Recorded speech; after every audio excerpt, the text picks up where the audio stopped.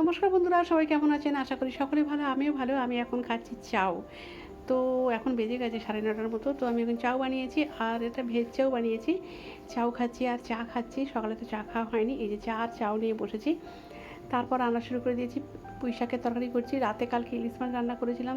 কিছু কয়েক পিস রেখেছিলাম, মাথাগুলো রেখেছিলাম, সেটা দিয়ে পুঁই শাক বানিয়ে ফেললাম। আর একটা চাটনি বানিয়েছিলাম, সেটা হচ্ছে এই যে দেখুন, বাদাম ভেজে নিয়েছি, কাঁচা লঙ্কা আর কী জানেন, রসুন, ধনেপাতা, ওটাও ভেজে সব তুলে নিয়েছি। তারপর পেঁয়াজ আর ঝিঙে আর টমেটো ভেজে নিয়ে সব একসঙ্গে মিক্সিতে পেস্ট করে নিয়েছি। আর কারি পাতা, সর্ষে, শুকনো লঙ্কা ফোড়ন দিয়েছি। ভাতের সঙ্গে খাচ্ছি, খেতে কিন্তু খুব দারুণ। তো আর ইলিশ মাছ রান্না করেছিলাম, সেটাও খাচ্ছি ভাত দিয়ে। ঠিক আছে, হাজব্যান্ডও খাচ্ছে, আমিও খাচ্ছি। ছেলে তো এখন অফিস। তো ভাত খেয়ে নিচ্ছি, সমস্ত কাজকর্ম হয়ে গেছে। তো আজকের ব্লগটা এই পর্যন্তই। সবাই খুব ভালো থাকবেন।